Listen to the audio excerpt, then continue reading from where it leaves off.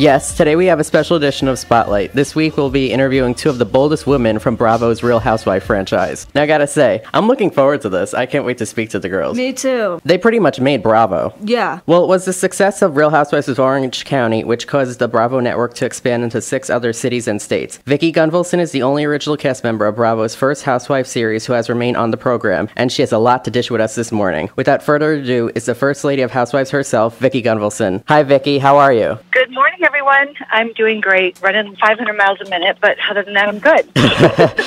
It's great to speak with you.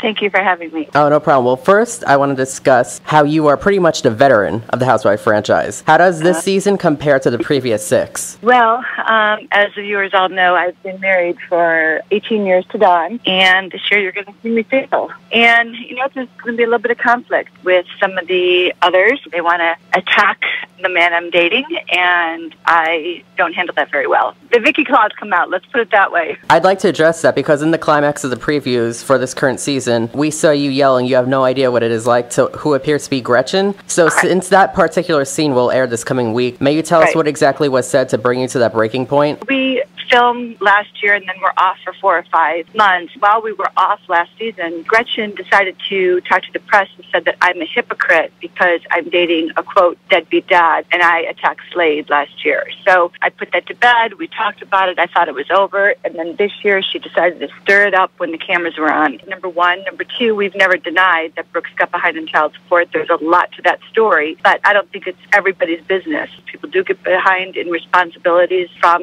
the crash in 2008. He's in the same business I am, and he suffered, and the support did not reflect, the income going down. I apologized to Slade off camera, on camera. I said, you know what? It was none of my business to call you deadbeat dad. The fact is, I saw you not, quote unquote, working and not providing for his son who was very sick. And so after I realized it was none of my business, I apologized to him. So I thought it was over. And then Gretchen decided to stir it up this year. And I thought, you know what? You have no idea what it's like to be a mother. I've been a mother of a deadbeat dad. I didn't get child support, so I would never condone or support emotionally, physically, or spiritually a man that doesn't support his children. Brooks loves his children, and he supports his children. He's all current. It just lit me up at a bad time in my life. My daughter was in the hospital at that time, and I thought, in the big picture of life, are you really going to bring this up? I got mad.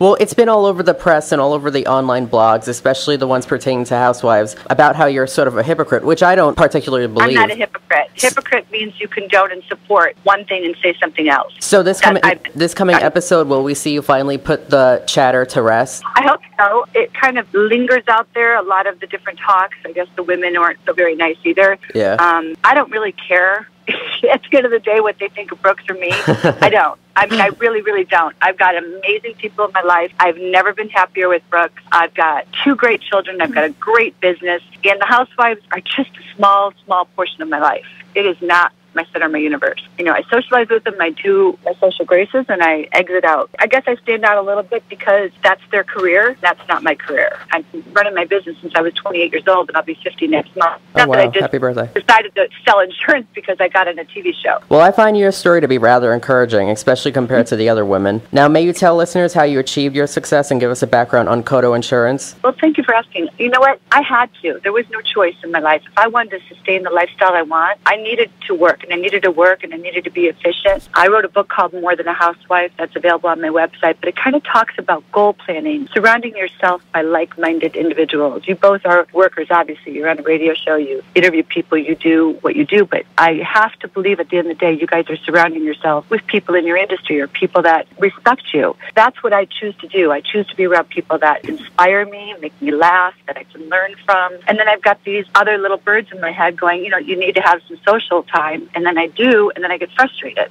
So it's like, I have to go back to work because I'm not frustrated there, So, I think lack of respect, the women don't have a lot of respect for me, and they don't even know what success looks like. They have not walked in my shoes. They don't know the sleepless nights. They don't know the worry I have many times. There's just a lot that goes hand in hand when you're successful. I doubt any of them could handle the life I have. Speaking of passion, we love the concept of Wines by Wives, the new wine club you've created with co-star Tamara Barney. May you tell our listeners more about this latest endeavor? Absolutely. Wines by Wives is a wine club, and Tamara and I have actually partnered together, and it's really, really going to be a great, great concept. People are going to get a wine of the month. Tamara and I will choose the wine that we like for that month, and it will be automatically delivered to their home. It's $25, 2 bottles of wine. That's that's a good we're deal. going to choose our wine, and it's going to be an automatic delivery. So hopefully, you can absorb two bottles of wine in a month. If not, invite your friends over, and it's going to be all done automatically. So if you ever want to get off of it, you get off of it. But it's something that consistently every single month you're going to be touched by us, and we've got some really great wines, some great vineyards that are going to be distributing the wine through us, and then we're going to be launching some more things. So just go to winesbywives.com, and you'll actually start seeing the website on how you can get on an order and credit card in. And as soon as we're ready to launch, I believe it's going to be in April. We're start shipping to your home. We'll get you some wine. Give me your email address at Will again. We'll get you a wine of the month. Okay? Oh, thank you. You got to pay for it. That's right. All right. Well, thank you so much, Vicki, for calling in. Yes, we appreciate it. It was a pleasure speaking with you. We have to go to commercial right now, but you're listening to Spotlight on WTBQ. We'll be right back.